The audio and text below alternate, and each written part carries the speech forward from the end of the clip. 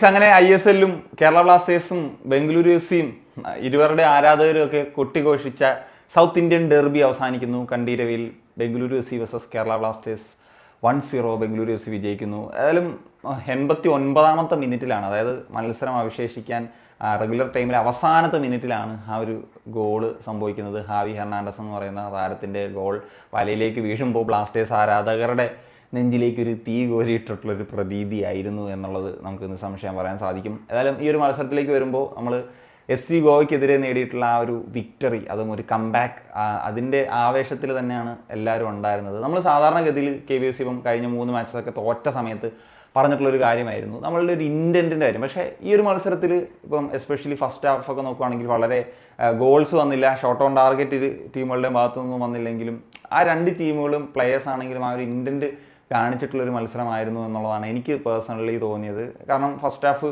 വളരെ പെട്ടെന്ന് തന്നെ തീർന്ന് ഒരു ഒട്ടും ഗ്യാപ്പില്ലാതെ, എന്താ പറയുക, ആ ഒരു പ്രതീതിയായിരുന്നു, ഒട്ടും ലാഗില്ല എന്ന് പറയുന്ന പോലത്തെ ഒരു അവസ്ഥയിലായിരുന്നു പൊക്കോണ്ടിരുന്നത്. ഈ ഒരു മത്സരത്തിലേക്ക് വരുന്ന സമയത്ത് നിഹാലാണ് ആദ്യ 11-ൽ രാഹുലിന് പകരം വന്നത്. ഡെയ്സുക്കെ സക്കായി ലെഫ്റ്റിലും വന്നു. ഞാൻ പ്രിവ്യൂ ചെയ്തപ്പോഴത്തേക്കും എയ്മൻ വരുമെന്നാണ് പ്രതീക്ഷിച്ചതെന്ന് പറഞ്ഞപ്പോൾ ഒരുപാട് പേര് പറഞ്ഞിരുന്നു നിഹാൽ വരാനുള്ള സാധ്യത പറ്റി. അതിലും നിഹാലിനെ ഒരു ദിമിക്കൊപ്പം ഒരു ഫോർവേഡ് റോളിൽ അല്ലെങ്കിൽ ഒരു സ്ട്രൈക്കർ റോളിലൊക്കെയാണ് കളിപ്പിച്ചത്. അത് ലക്ഷ്യം എന്ന് വെച്ച് കഴിഞ്ഞാൽ മാക്സിമം നമുക്ക് അറിയാലോ, നന്നായിട്ട് പ്രസ് ചെയ്യുന്നൊരു താരമാണ് നിഹാൽ എന്നുള്ളത്.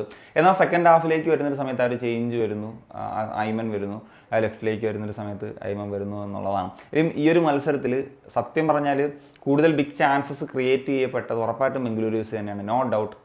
നമുക്കറിയാം സുനിൽ ഛേത്രിക്ക് ഒരു മത്സരത്തിൽ 2-3 ഗോളുകൾ വരെയൊക്കെ അടിക്കാനുള്ള അവസരം ഉണ്ടായിരുന്നു. ഒരു ക്ലിയർ ചാൻസ് അവസാനിക്കുന്ന 67 മിനിറ്റിലോ മറ്റോ റയാൻ വില്യംസ് കൊടുത്തിട്ടുള്ള ഒരു ബോൾ ഉണ്ടായിരുന്നു. അത് ജസ്റ്റ് ഒന്ന് ടച്ച് ചെയ്തിരുന്നെങ്കിൽ അത് ഗോളാകുമായിരുന്നു. അങ്ങനെ 2-3 ചാൻസസ് ഛേത്രി മിസ്സാക്കി, അല്ലെങ്കിൽ കൂടുതൽ ഗോളുകൾ വന്നേനെ എന്നുള്ളതാണ്. എന്നാൽ അവസാനത്തെ ഒരു ഗോൾ കണ്ടപ്പം ഒരു കൗണ്ടർ സിറ്റുവേഷനാണ്, അത് ക്ലിയർ ചെയ്തു. പിന്നെ ആ ഒരു ഗോൾ അടിക്കുന്ന കണ്ടപ്പോൾ നമ്മളുടെ കേരള ബ്ലാസ്റ്റേഴ്സിൻ്റെ അൺഫിൽറ്റേർഡ് വരാറുണ്ടല്ലോ യൂട്യൂബിൽ, അതിനകത്ത് നമ്മൾ ഈ ഒരു ഗോൾ പ്രാക്ടീസ് ഒക്കെ ചെയ്തില്ല. എനിക്ക് അതേപോലത്തെ ഒരു പ്രതീതിയാണ് സത്യം പറഞ്ഞാൽ ആ ഒരു ഗോള് കണ്ടപ്പോൾ തോന്നിയത്. ഏതായാലും ഈ ഒരു മത്സരത്തെ പറ്റി പറയുകയാണെന്നുണ്ടെങ്കിൽ എനിക്ക് നന്നായിട്ട് പെർഫോം ചെയ്യും. ഇപ്പോൾ KBFC സൈഡ് നോക്കുകയാണെങ്കിൽ വിപിൻ്റെ പെർഫോമൻസ് ആണ് എഗെയിൻ, അദ്ദേഹം മികച്ച പെർഫോമൻസ് തന്നെയാണ് മിഡ്ഫീൽഡിൽ നടത്തിയിട്ടുള്ളത് എന്നുള്ളതാണ്.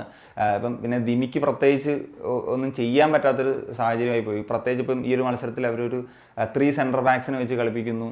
അവിടെ പിന്നെ അദ്ദേഹത്തിന് ഒട്ടും സ്പേസ് ഇല്ലാത്തൊരു രീതിയായിരുന്നു. നമ്മുടെ KBFCയുടെ കാര്യം എടുത്തു കഴിഞ്ഞാൽ ഒരു കാര്യമായിട്ടുള്ള ബിഗ് ചാൻസസ് പോലും ക്രിയേറ്റ് ചെയ്യപ്പെട്ടിട്ടില്ല എന്നുള്ളതും നമുക്ക് അറിയാവുന്നതാണ്. സോ എനിവേ നമ്മൾ ഈ ഒരു ഗെയിമിൽ നിന്ന് മൂവ് ഓൺ ചെയ്ത് അടുത്തൊരു മത്സരത്തിലേക്ക് പോകുക എന്നുള്ളതാണ്. നെക്സ്റ്റ് മാച്ച് ഹോമിലാണ്, മോഹൻ ബഗാനെതിരെയാണ് ഈ ഒരു അടുത്ത മത്സരം നടക്കാനായിട്ട് പോകുന്നത്.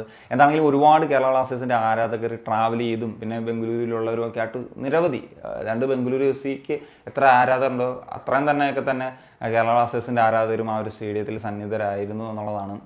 ബട്ട് കണ്ടീരവിയിലുള്ള ഒരു വിജയം അതിപ്പോഴും ഒരു സ്വപ്നമായിട്ട് നിൽക്കുന്നു. കേരള ബ്ലാസ്റ്റേഴ്സ് 5ാം സ്ഥാനത്ത് തന്നെ നിൽക്കുന്നു.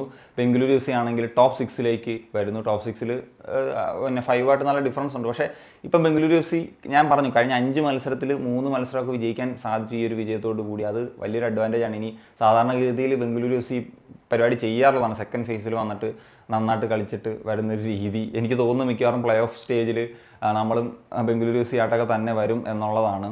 അത് കഴിഞ്ഞ വർഷത്തെ പോലെ കണ്ടീരവിലാക്കാതെ മാക്സിമം കൊച്ചിയിലാക്കുക എന്നുള്ളതാണ് നമുക്ക് ചെയ്യേണ്ടത്. ഇനിയിപ്പം ഷീൽഡ് റേസിൽ നമ്മൾ എത്രത്തോളം ഉണ്ട് എന്നുള്ളത് എനിക്ക് ഡൗട്ട്ഫുൾ ആണ്. പ്രത്യേകിച്ച് ഇന്നത്തെ മുംബൈ സിറ്റി എഫ്.സി പഞ്ചാബിനെതിരെ കൂടി വിജയിച്ചൊരു മത്സരം വന്നപ്പം ആ ഒരു മത്സരത്തിൽ ഒരു കംബാക്ക് ആണ്. കാരണം ആദ്യം മുംബൈ അടിച്ചു, പിന്നെ പഞ്ചാബ് 2 അടിച്ചു, പിന്നെ വീണ്ടും 2 തിരിച്ചടിച്ചാണ് മുംബൈ പഞ്ചാബിൻ്റെ ഹോമിൽ ആ ഒരു മത്സരം സ്വന്തമാക്കുന്നത്. അപ്പോൾ ഇതോടുകൂടി എനിക്ക് തോന്നുന്നു മുംബൈയും ഒഡീഷയ്ക്കൊപ്പം തന്നെ പ്ലേ ഓഫ് സ്റ്റേജിലേക്ക് ക്വാളിഫൈഡ് ആയിട്ടുണ്ട്. ഇനിയിപ്പോൾ മോഹൻ ബഗാൻ ശക്തമായിട്ടുള്ള ഒരു ഇതിൽ ഉണ്ട്. സോ നമുക്കിനി ഷീൽഡ് റേസിൽ എത്രത്തോളം സാധ്യത എന്നുള്ളത് ഐ ഡോണ്ട് തിങ്ക് സോ. എനിക്ക് ഷീൽഡ് റേസിൻ്റെ പ്രതീക്ഷകളൊക്കെ ഏതാണ്ട് അസ്തമിച്ചു. ഇനി മാക്സിമം നമ്മൾ ടോപ്പ് 4ൽ നിൽക്കുക, നമുക്ക് ആ ഒരു പ്ലേ ഓഫ് മത്സരം, അതായത് ആ എലിമിനേറ്റർ മത്സരം ഹോമിലാക്കുക എന്നുള്ളൊരു കാര്യമെങ്കിലുമാണ് നിലവിൽ ചെയ്യേണ്ടത്. അതിനുവേണ്ടിയാണ് ഫൈറ്റ് ചെയ്യേണ്ടത് എന്നുള്ളതാണ് എനിക്ക് തോന്നുന്നത്. So that's it guys. അപ്പോൾ ഇത്രയൊക്കെ പറയാനുള്ളൂ.